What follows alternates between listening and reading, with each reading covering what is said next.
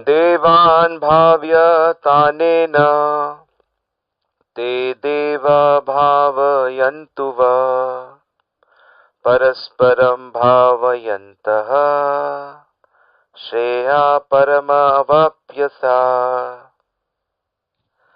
So today we shall be discussing Bhagavad Gita chapter 3 shlok number 11.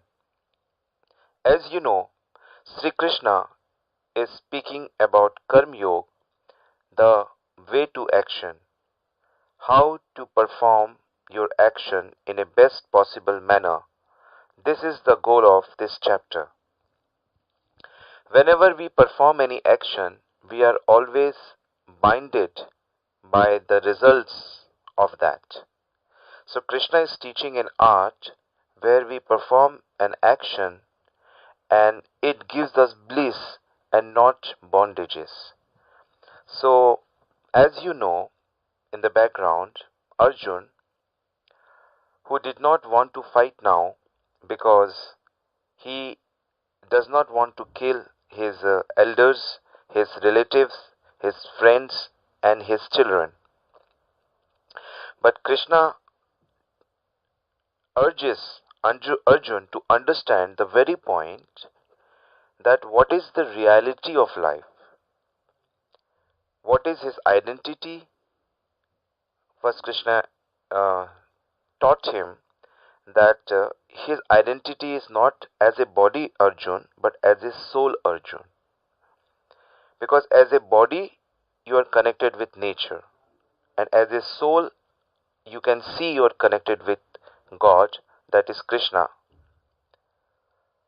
And now Krishna is saying that no matter what a person thinks, he is always working. So, how to work? So Krishna says that all actions should be performed as a yajna, as a sacrifice. What is the meaning of yajna? Yajna has many meanings, but the most important meaning here is that for the satisfaction of the Lord. You see, the family which we have got, children, parents, brothers, sisters, all our members, it is given to us by God, and we are connected with them with our duties. The country, we are connected with our duties. As you know, we have fundamental duties for the nation. So, in a way, it is given by God. So, because it is given by God, understanding that concept first and executing our duties, that we are obeying the Lord, that gives pleasure to God. And this is known as yajna. So, pleasing an intention to please the Lord, and in that attitude performing your duties, not expecting the results for your material benefits, is yajna. And one of the meaning of yajna is also just to do your duties, detached. So in a say it is quite similar. So now the question comes, in order to execute your duties, whether it is daily or in a long term, you need many objects, you need many helping hands. So how to get that? So Krishna says that even though the whole universe is working under his fine supervision, still his execution is actually performed by some higher powers known as Devata or demigods. These demigods are considered as the hands of God, and from the power given to these demigods to administer the affairs of universe, they do it as a service. Sometimes they forget and they think themselves as independent doer. Then Krishna rectifies them through his different pastimes, different leelas. like he did it with Indra and with many demigods. One time I remember that once demigods defeated all the demons and they were enjoying a party. At that time, a one small person came and he said, I want to meet this Devata. They said, you cannot enter this party. He said, okay, call anyone. So one of the Devatas, demigod, came and he said, I challenge you.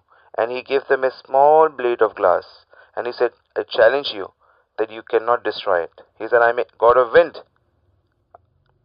I destroy many, many mountains and many, many palaces. What do you talk about? He said, you do it. And the lord of air, Vayudev, tried hard, but he couldn't even move that small blade of grass an inch. He was ashamed and he went back, and then so fire god came and he couldn't burn it. And similarly, all the Devtas tried their mighty power, but they couldn't even budge it an inch. So they all fell to his feet. Who are you? Then he revealed that he's God. And he said, all you have done, you are victorious because of my power. It's not your power. And this is what Arjuna realized when Krishna went back to the Golok Vrindavan, to the spiritual world. He couldn't fight the way he was. He was defeated by some plunderers. Arjun was defeated by some local plunderers. And Arjun was amazed at what has happened. Then he realized that, oh, it is all the power which Krishna has given me, I have been using. So whatever glorious thing, powerful thing we see in this universe or in some human, it is the power given by the God, and we must always consider that power, that it belongs to Krishna, and we also belong to Krishna. The difficulty comes when we think independently ourselves from God, from Krishna. And then this false ego overpowers us, and then we suffer. So always be servicient to God, always be humble to God, always be humble to all the beings, and always consider ourselves as a servant of all. This is the right and proper frame of mind. So these demigods whom God has appointed, it is their duty to help that living entity who is executing his duties dutifully. It is their responsibility. And this is what Krishna is saying here in verse 11. The demigods, being pleased by sacrifices, will also please you. And thus, by cooperation between men and demigods, prosperity will reign for all. You see, many people are rich. I know personally many people who are very rich, but they are also very sad. And they are also in so much distress, mental distress, and of course physical distress is there. So the only way to get rid of material distress is to do devotion to God, is to do devotion to Krishna. In India, many people who are not knowledgeable about scriptures, they take any demigod and they consider it to be God. They keep God they keep demigods at par with God, and this is a insult to the demigods also and to God also. Of course, God is beyond any kind of insults, but still we must not do this grossly mistake. How Lord Hanuman will feel if you put him at par with Lord Ram? So how Lakshman will feel if you put him at par with God Ram? No, he will not feel comfortable. Even if you keep Balram at par with the same personality, who is the elder brother this time, at par with Krishna, he will not feel comfortable, because Balram is a serving God. He is a servant God. Even Lakshman is a servant God. So we all are servant. Only Krishna is God. Ekale Eshwari Krishna Har Sabbe Bhritya. Jare Jeman Nachaye Taiche Kare Nitya. Krishna is the only God who takes the service.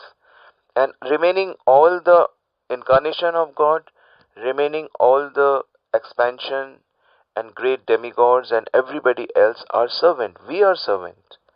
And once you get yourself situated to this level of being a servant of the God, then you feel the real bliss in life. And it is a very simple thing. Just follow what Bhagavad Gita is telling us. It is not a question of Hindu, it's a Muslim or Christians or Sikh or Jews or anybody. Everybody is servicient to God, and everybody is servant of God. And it is our duty to love God and serve God. This is the principle. Most of the religion, they do not know the name of God. They do not know the face of God. They do not know the activities of God. It is transcendental activities that is given by us through the teachings of Lord Chaitanya. And in that way we are so fortunate, and we want all our brothers and sisters to be that fortunate. Come and see yourself. Read yourself. Analyze yourself.